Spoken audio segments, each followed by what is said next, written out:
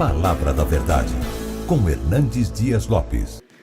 Abra sua Bíblia comigo, por favor, Mateus 11. Mateus 11.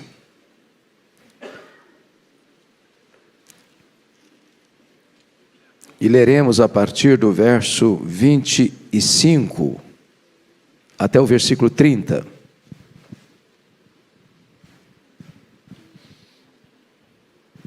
Mateus 11, 25 a 30.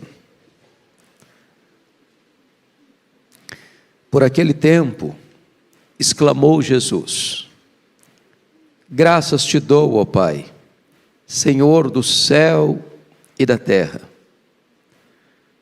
porque ocultaste estas coisas aos sábios e instruídos e as revelaste aos pequeninos. Sim, ó Pai, porque assim foi do teu agrado. Tudo me foi entregue por meu Pai. Ninguém conhece o Filho, senão o Pai. E ninguém conhece o Pai, senão o Filho, e aquele a quem o Filho o quiser revelar. Vinde a mim todos os que estáis cansados e sobrecarregados, e eu vos aliviarei. Tomai sobre vós o meu jugo e aprendei de mim, porque sou manso e humilde de coração, e achareis descanso para a vossa alma, porque o meu jugo é suave e o meu fardo é leve. Amém. Meus amados, este convite de Jesus, que é o melhor convite do mundo, está posto num contexto de rejeição de Jesus. E eu queria aqui, a título de introdução, trazer duas situações onde fica muito claro a rejeição que Jesus estava enfrentando. A primeira situação está bem posta nos versos 16 e 19 desse capítulo, quando veio João Batista pregando arrependimento, e as pessoas reagiram a ele dizendo: ele tem demônio. E João Batista não comia e não bebia. João Batista vivia uma vida no deserto, de forma tão frugal, sem convívio social. E muitos rejeitaram a pregação de João Batista, dizendo: ele tem demônio. E aí no verso de número 19, Jesus contrasta João Batista com ele, diz: veio o Filho do homem, que come e bebe, que se relaciona, que não foge das festas, que está onde o povo está, que tem convivência social. E eis que chamaram Jesus de glutão, de beberrão, de bebedor de vinho, de amigo de publicanos e pecadores. Ou seja, o ser humano, quando ele quer rejeitar o evangelho, ele arranja uma desculpa. Ele sempre tem uma desculpa. Ele escuta dois pregadores diferentes, de dois estilos diferentes. Ele rejeita um e rejeita o outro, e encontra motivo para rejeitar um, e encontra motivo para rejeitar o outro, porque ele está predisposto a não querer mesmo, ele está com a porta fechada, deliberadamente ele não quer ouvir. A segunda situação está posta aí nos versos 20 a 24, e vocês vão perceber que Jesus está trazendo um ai às cidades de Corazim, às cidades de Betsaida. E depois no verso 23, ele está fazendo um ai, trazendo um ai à cidade de Cafarnaum. Cidades que viram Jesus, que ouviram Jesus, que presenciaram milagres de Jesus. Cidades que viram que o mundo inteiro não pôde ver. O próprio Deus encarnado, os milagres esplêndidos, os ensinos majestosos, os sinais do reino. E não obstante tanta evidência, tanta eloquência, tanta clareza, tanta sublimidade, os céus descendo à terra, a voz de Deus tão clara e eloquente, eles não creram. E Jesus está dizendo que aqueles que, apesar de ouvirem e apesar de verem as maravilhas divinas e rejeitarem essas maravilhas divinas, no dia do juízo, essas pessoas terão um rigor maior do que as cidades mais perversas da história, de Tiro, de Sidom, de Sodoma, de Gomorra. Ou seja, aqueles que viveram na perversão mais sombria, aqueles que viveram na devassidão mais aguda, aqueles que se renderam e se capitularam aos desejos mais perversos, terão menos rigor no dia do juízo, do que aqueles que conhecem a verdade, que ouviram a verdade, que viram os milagres, e apesar de todas essas evidências ainda rejeita a graça de Deus. É diante desse cenário, portanto, desse contexto de rejeição, que Jesus tem para nós 5 lições que eu quero partilhar com vocês à luz desse texto. A primeira lição é que o orgulho fecha a porta da graça, enquanto a humildade é a sua porta de entrada. Olha comigo os versos 25 e 26.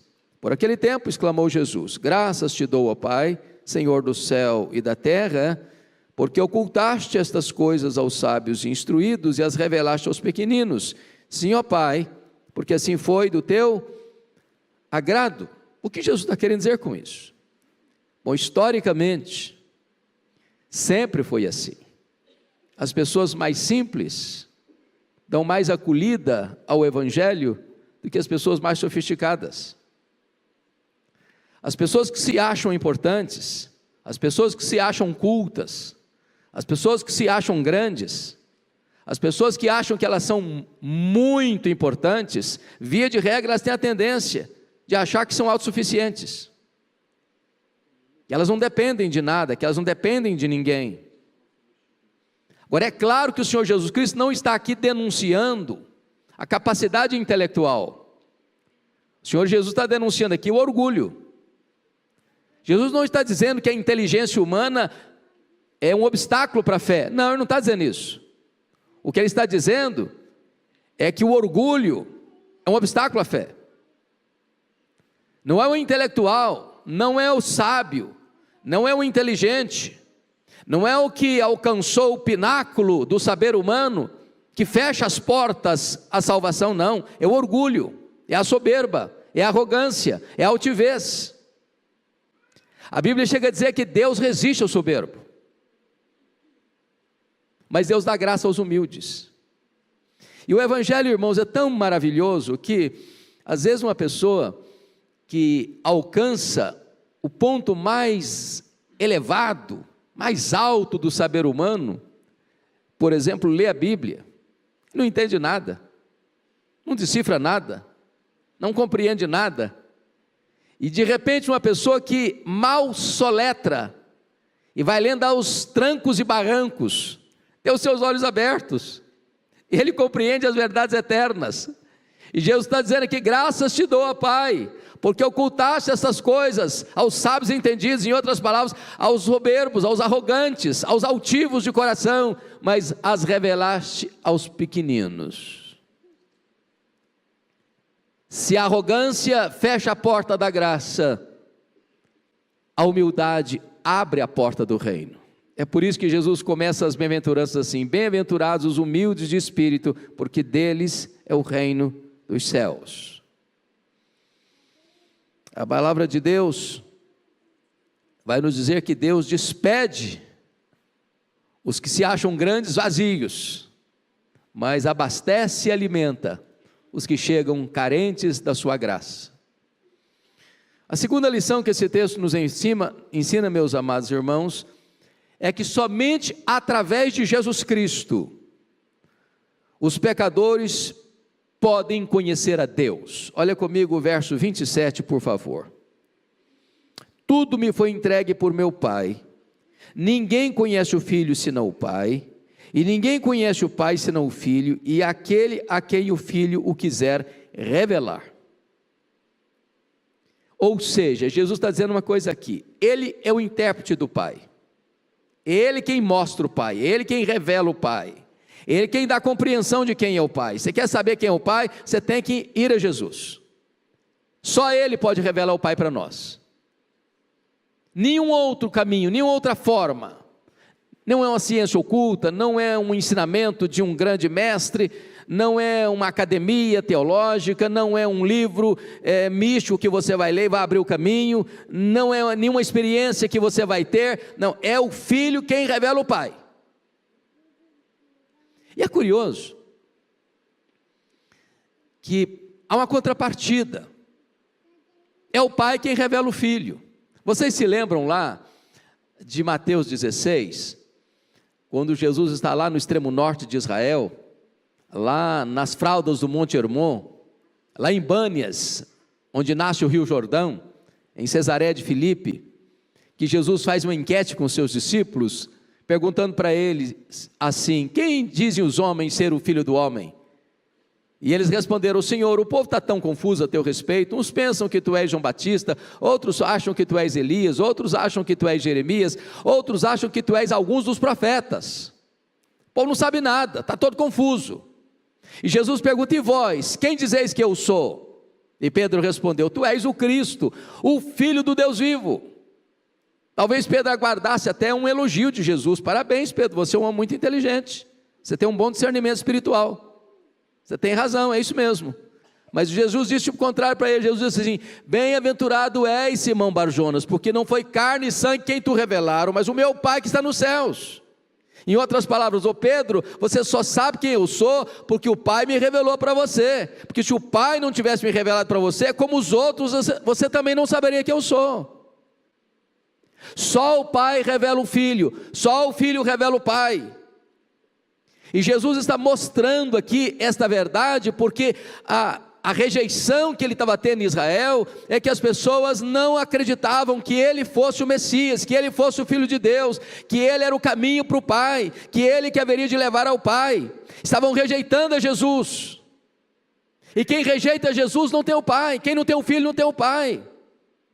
Não há a mínima chance de alguém ter comunhão com Deus, a não ser por meio de Jesus. Não há a mínima chance de alguém entrar à presença de Deus, a não ser pelo caminho que é Jesus. Não tem nenhuma possibilidade de alguém entrar nos céus, senão pela porta que é Jesus.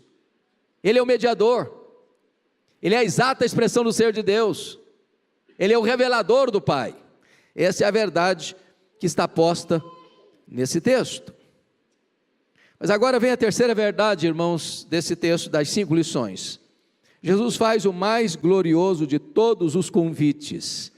Confira comigo o verso 28, por favor.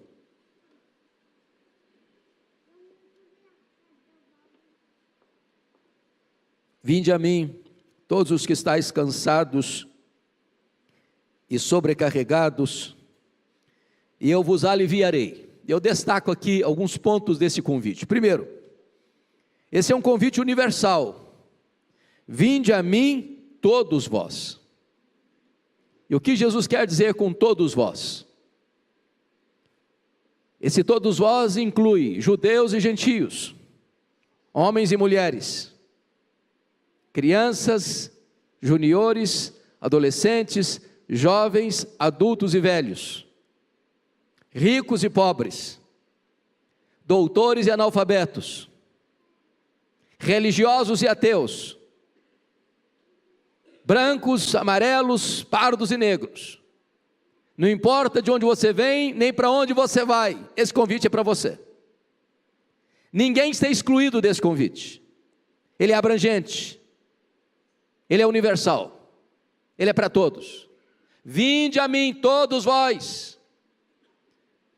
Que verdade preciosa, porque nesse convite não tem exceção. Ninguém está excluído. Você coloca o seu nome dentro desse convite, é para você o convite. Mas em segundo lugar, esse convite é para um relacionamento pessoal. Ele disse: vinde a mim, vinde a mim. E aqui Jesus está posicionando uma coisa muito importante, porque dentro do seu tempo e na sua época, as pessoas achavam que o relacionamento com Deus passava pela religiosidade farisaica. das cerimônias, do templo, das festas, dos rituais, dos sacrifícios. E quantas vezes, meus irmãos, as pessoas estão buscando um relacionamento íntimo com Deus através de tantas coisas. Não é institucional, não é uma instituição humana, não é a igreja, não é o rito aqui, não é o rito lá, não é qualquer experiência. Vinde a mim, é um relacionamento pessoal com Ele. Isso é insubstituível. Ele é a fonte, Ele é a porta, Ele é o caminho, Ele é o meio, Ele é o fim, Ele é tudo. E quantas vezes, amados irmãos, a nossa vida cristã vira uma relação institucional. As pessoas vêm à igreja, cantam, oram, ofertam, pregam, escutam, saem, voltam, mas não tem um relacionamento com Cristo, não tem intimidade com Ele, não conhecem a Ele, não se deleitam nele. É apenas uma coisa estrutural, é apenas uma coisa organizacional, conjuntural, eclesiástica. E Jesus está deixando claro aqui: vinde a mim todos vós, a mim, é com Ele, é só Ele que tem essa fonte, é só Ele que dá descanso, é só Ele que tem paz, é só Ele que dá alegria, é só Ele quem perdoa pecados, é só Ele quem dá vida eterna, não há outra forma. Mas em terceiro lugar, esse é um convite àqueles que têm consciência da sua necessidade. Vinde a mim todos vós que estáis cansados e sobrecarregados. O que Jesus está querendo dizer com isso? O contexto aqui, meus amados, é de que Israel estava sofrendo o grande peso do legalismo farisaico. A religião daquela época estava esmagando as pessoas. Os fariseus, à luz de Mateus 23:4, atavam pesados fardos sobre as costas das pessoas, e não aliviavam nem com o dedo. De repente, usando a linguagem nossa de hoje, ser crente estava sendo um peso, um fardo, uma coisa insuportável. Preceito e mais preceito, regra e mais regra. E de repente a vida cristã vira um uso e costume pesado. Não pode isso, não pode aquilo, não pode aquilo outro, não pode aquilo outro. De repente, vida cristã se tornou uma coisa difícil, pesada, dolorosa, amarga, dificílima de viver. Tem muita gente cansada da religiosidade, do formalismo, do legalismo, das regras e mais regras. Quando o Senhor Jesus Cristo não veio para botar um peso nas suas costas, Ele não veio para trazer um peso para esmagar você, Ele veio para aliviar você, Ele veio para libertar você, Ele veio para perdoar você, Ele veio para salvar você, Ele veio para mudar a sua história.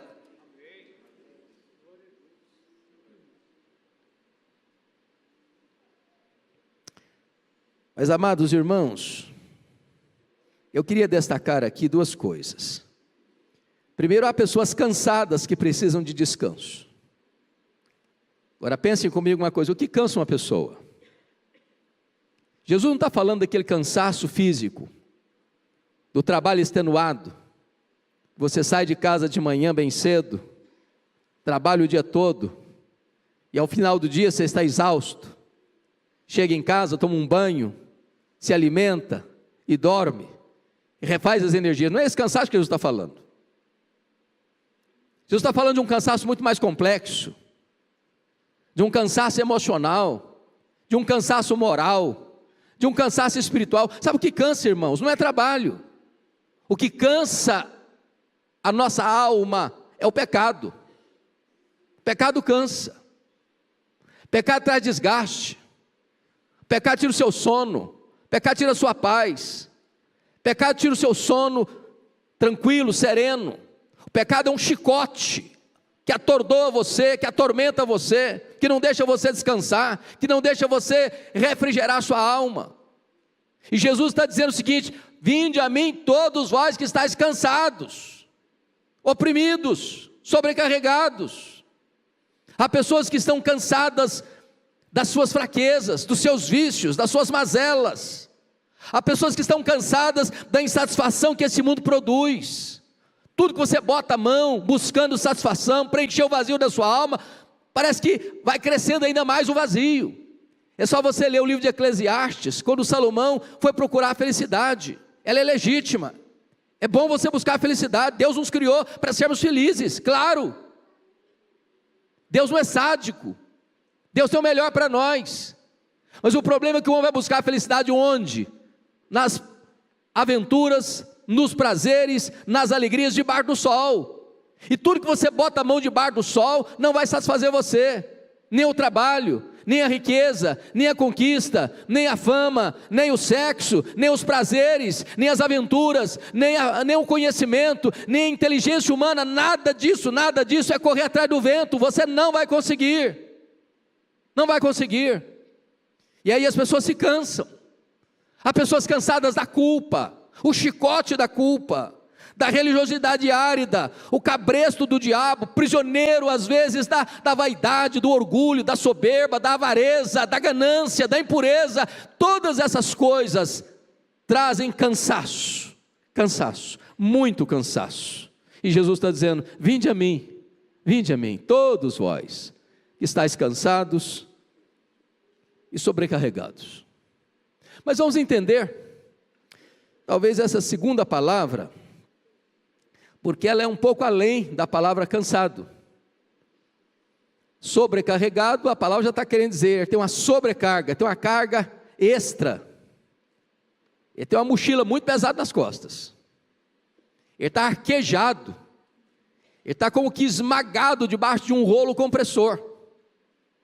Ele está carregando um peso que ele não suporta. Ele não aguenta mais. E tem gente, irmãos amados, pessoas que estão assim, carregando um peso e ele está gemendo, ele não aguenta mais. E quantas pessoas que tentam encontrar uma fuga para esse cansaço, na bebida, nas aventuras, em tantas coisas, e cada vez o peso aumenta um pouco mais.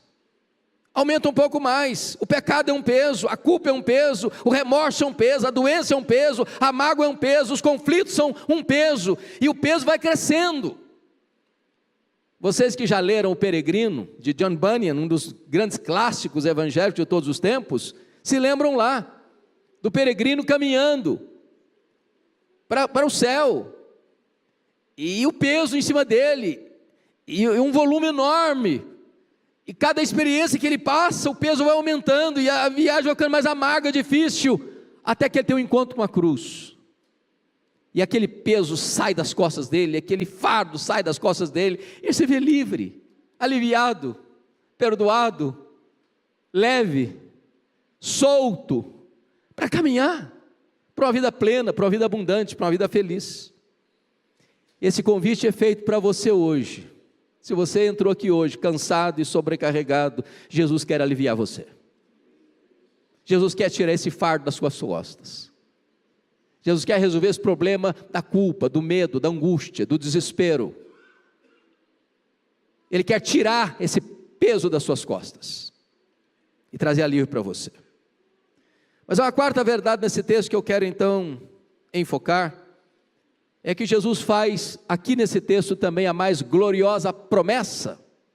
Confira comigo o verso 28b. Ele diz assim: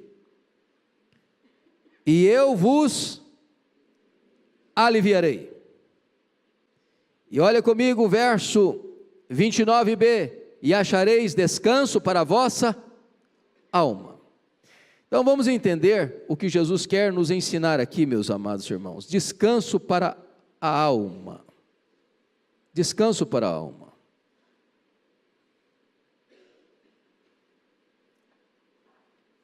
Quem está com a alma cansada aqui hoje?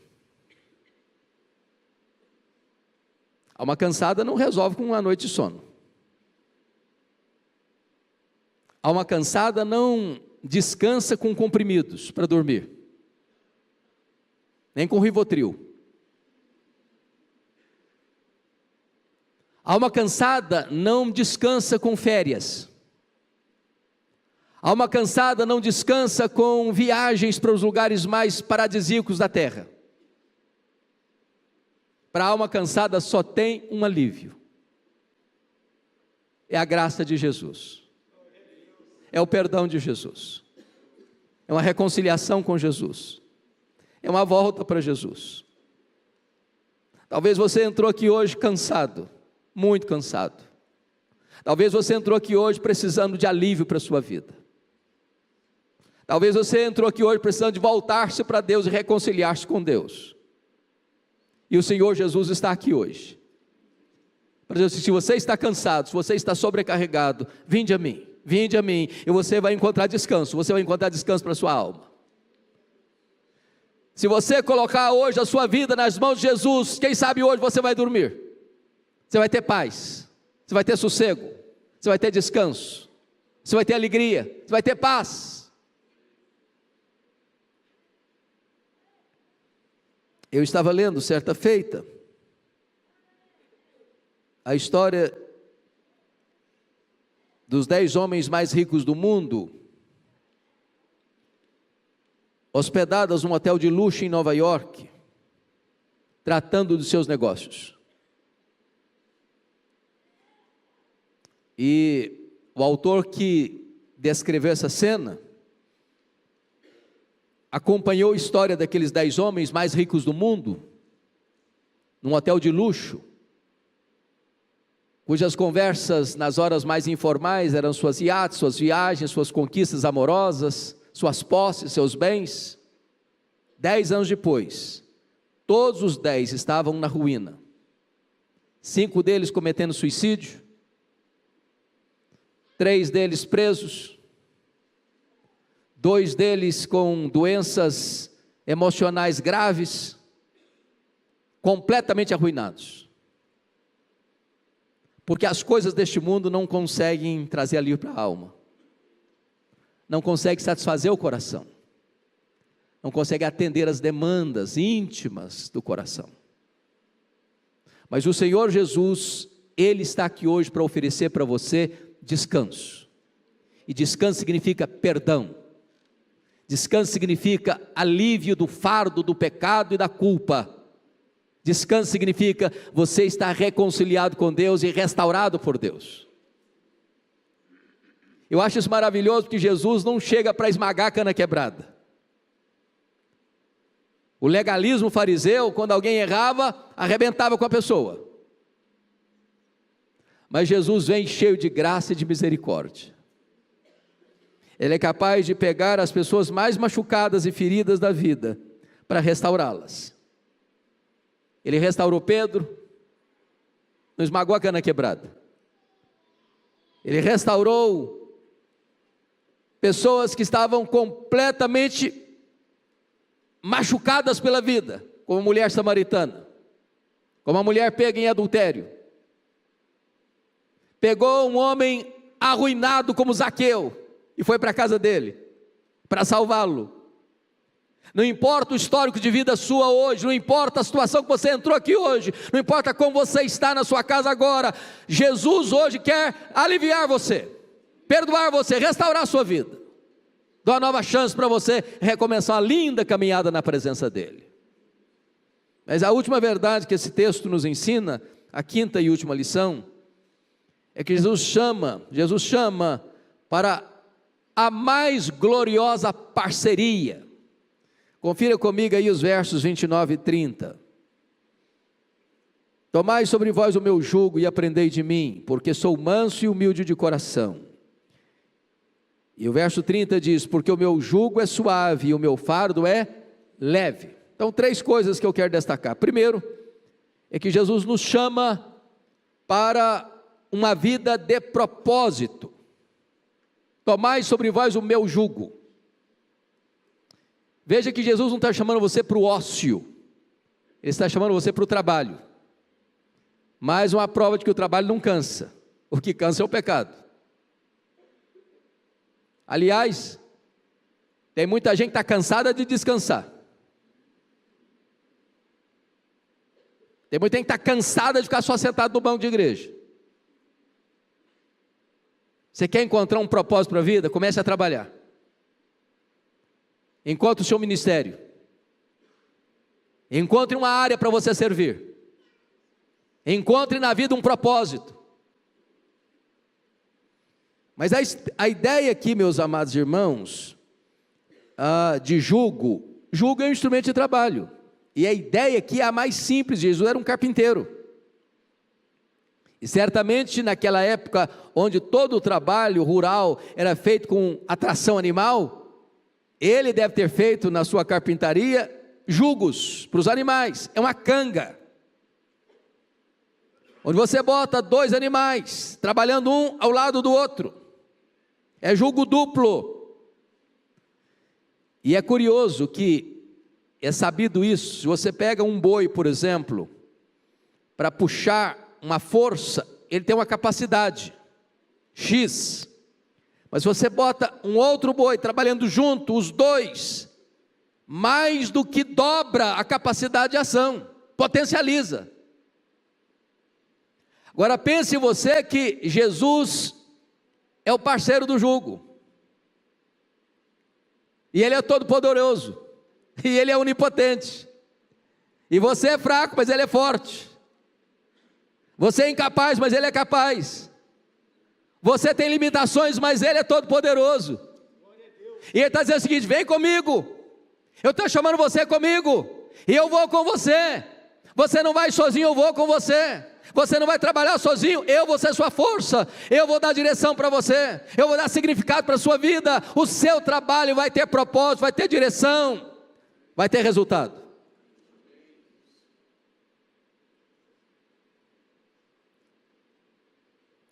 Mas notem mais, Jesus nos chama não só para o trabalho, Jesus nos chama também para o discipulado. Ele diz no verso 29, aprendei de mim, porque sou manso e humilde de coração. Irmãos, a vida é um aprendizado com uma pessoa. É mais do que decorar frases, ou dogmas, ou doutrinas, ou versículos bíblicos. Tudo isso é da mais alta importância. Mas Ele está dizendo: você quer uma vida vitoriosa, você quer uma vida com propósito? Aprendei de mim. Olha para mim. Eu sou exemplo, eu sou paradigma. Aprendei de mim. E Ele está dizendo: eu sou manso e humilde de coração. Qual era o problema que Ele tinha denunciado lá atrás? Orgulho, soberba, que fecha a porta. No reino de Deus não tem espaço para vaidade nem para orgulho, irmãos. A pirâmide no reino de Deus está invertida. Quem quiser ser o maior vai ser o menor. Porque o cabeça da igreja, o dono da igreja, o redentor da igreja, o todo-poderoso Deus é manso e humilde de coração. Você quer conhecer um cristão? Pergunta se ele é manso e humilde de coração. Se ele não é manso e humilde de coração, ele não está imitando Jesus. Se ele não está imitando Jesus, ele não é um cristão, ele não é um discípulo. O cristão é manso e humilde de coração. E o que é ser manso? Ser manso não é ser frouxo, não é ser fraco. Ser manso não é ser capacho dos outros. Ser manso é ter o poder de reagir ou de agir, mas abrir mão. Ser manso é uma pessoa que tem todo o seu potencial sob controle. Essa palavra era usada inclusive para os animais adestrados. Você tem um animal que tem força brutal, mas se ele não for adestrado, adomado ou domado, ele pode usar essa força para o mal. Mas quando ele é manso, ele vai usar todo esse potencial para o bem. Você é um cristão, e você aprende com Jesus, e quando você aprende com Jesus, as suas ações são diferentes, as suas reações são diferentes, porque você está imitando Jesus. Você é manso e humilde de coração. Você não devolve, revide com revide, você não paga o mal com o mal, você é manso de coração. Você pode até vingar-se, mas você abre mão. Você pode até ter uma reação intempestiva e dura, mas você resolve ter uma reação doce e amável, porque você é manso e humilde de coração. Você não é altivo. A Bíblia diz que o Senhor Jesus, sendo Deus, não julgou como usurpação o ser igual a Deus, antes a si mesmo se esvaziou, assumindo a forma de servo, e humilhou-se até a morte e morte de cruz. Quando você se humilha, Deus exalta você, pelo que o exaltou sobremaneira, Ele deu o nome que está acima de todo nome, para que o nome de Jesus se dobre todo o joelho, nos céus, na terra e debaixo da terra, e toda língua confesse que Jesus é Senhor, para a glória de Deus Pai. Mas finalmente, Jesus garante que a vida que Ele oferece é uma vida deleitosa, quando você pega o jugo dEle, e quando você imita a Ele, porque no verso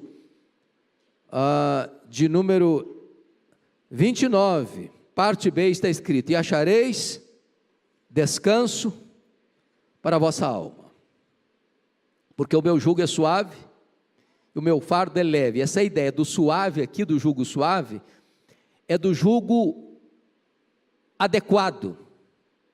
É por isso que o carpinteiro tinha que tomar as medidas, e ir lá e experimentar no animal se não está machucando, não está esfolando o pescoço, porque na medida que o animal faz força, a canga, o jugo força o corpo dele, se não for adequado, machuca. O que Jesus está dizendo é o seguinte: o jugo dos fariseus era pesado, o legalismo era pesado, as pessoas viviam arquejadas, machucadas, esmagadas, humilhadas, feridas, elas não davam conta, fardos e mais fardos. Eles diziam: se você vier comigo, se você pegar o meu jugo, se você aprender de mim, o meu jugo é suave, é adequado para você, não vai machucar, não vai esfolar o seu pescoço, vai ser suave, e você vai encontrar descanso para a sua alma, descanso para o seu coração. Meus irmãos, hoje temos crianças cansadas, tem adolescente cansado, tem jovens cansados, tem homens e mulheres cansados, tem uma população cansada, tem tanta gente completamente sobrecarregada, e não vão encontrar alívio nem nos remédios, não vão encontrar alívio nem nas viagens, não vão encontrar alívio nem nas aventuras, mas podem encontrar alívio nesta noite no Senhor Jesus Cristo. Ele está aqui, e Ele é poderoso para dar alívio e descanso para a sua alma. Qual vai ser a sua decisão? Cafarnaum ouviu Jesus, Cafarnaum viu os milagres de Jesus, Cafarnaum rejeitou Jesus.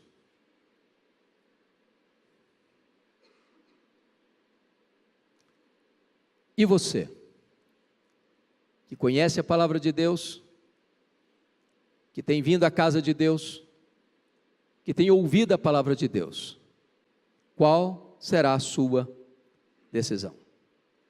Feche os seus olhos por um momento, curva a sua fronte, eu quero orar com você.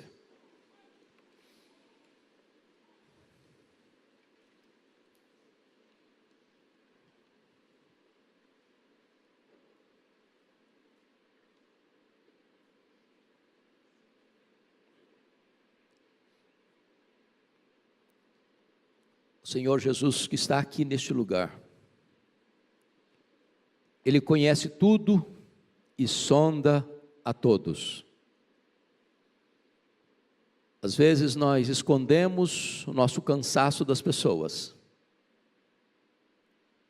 às vezes estamos sobrecarregados, com bagagens extras, da culpa, do medo, de pecados que tenazmente nos assediam. Arrastamos esse pesado fardo, não conseguimos nos livrar dele.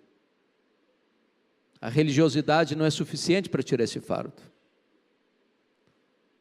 O nosso próprio esforço não consegue aliviar essa bagagem. Mas hoje Jesus está aqui para aliviar você, trazer descanso para a sua alma. E eu quero orar em seu favor. Se você anseia ver esse milagre de Deus acontecer hoje na sua vida, eu quero orar em seu favor. E se você desejar que eu ore especificamente por essa causa na sua vida, eu queria que você levantasse uma das suas mãos para eu identificar você e orar em seu favor. Louvado seja Deus. Louvado seja Deus. Senhor Deus, nós te adoramos. Nós te adoramos. Porque o teu Filho Jesus Cristo, nosso Redentor, veio ao mundo para libertar os cativos, para abrir os olhos aos cegos, para destampar os ouvidos dos surdos, para transformar o coração de pedra num coração de carne, e trazer para nós descanso e alívio para a nossa alma. Tu conheces as pessoas que estão aqui dentro desta casa, Tu conheces as milhares de pessoas que estão assistindo agora a este culto pela internet, onde elas estão e como elas estão.